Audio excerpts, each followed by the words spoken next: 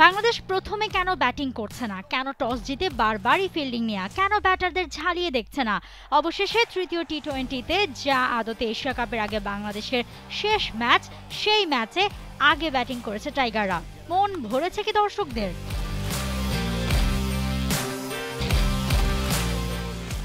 Toss জিতে fielding নিয়ে লিটনদের আগে ব্যাটিংয়ের সুযোগ করে দেয় নেদারল্যান্ডস। ওপেনিং পেয়ারেও এদিন পরিবর্তন, তামিম ইমনকে বসিয়ে লিটন সাইফে শুরু।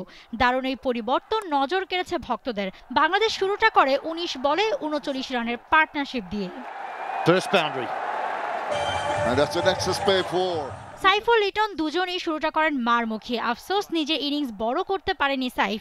২-৪-এ ৮ বলে ১২ রান করে বোল্ড হন তিনি। পরের ওভারেই বৃষ্টিতে খেলা বন্ধ থাকে প্রায় আধ ঘন্টারও বেশি।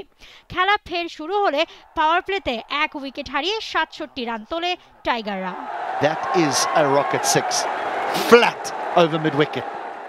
মিডল অর্ডারে থাকা একমাত্র পরীক্ষিত নাম তাওহিদ হৃদয় এদিন ছিলেন ব্যর্থ। ১৪ বলে ৯ করে আউট হন তিনি।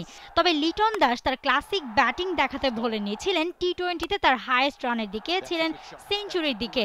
লিটনের ব্যাটে ১১তম ওভারই ১০০ পার হয় বাংলাদেশ। তবে ৬-৪ আর ৪ ছক্কায় ৭৩ রানেই সন্তুষ্ট থাকতে হলো লিটন ভক্তদের। লিটন ফিরলে শুরু হয় জাকের আলী অনিক ও নুরুল হাসান সোহান শো। ভক্তদের তুমুল চাওয়া ছিল সোহানকে সুযোগ দেবার।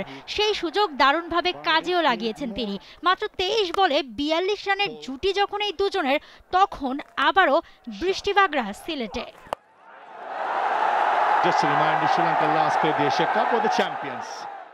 ১৩ বলে ২০ রানে জাকের আলী অনিক ও ১১ বলে ২২ রানে নুরুল হাসান সোহান। আর বাংলাদেশ তখন দাঁড়িয়ে ১৮.২ ওভারে ৪ উইকেটে ১৬৪ রান।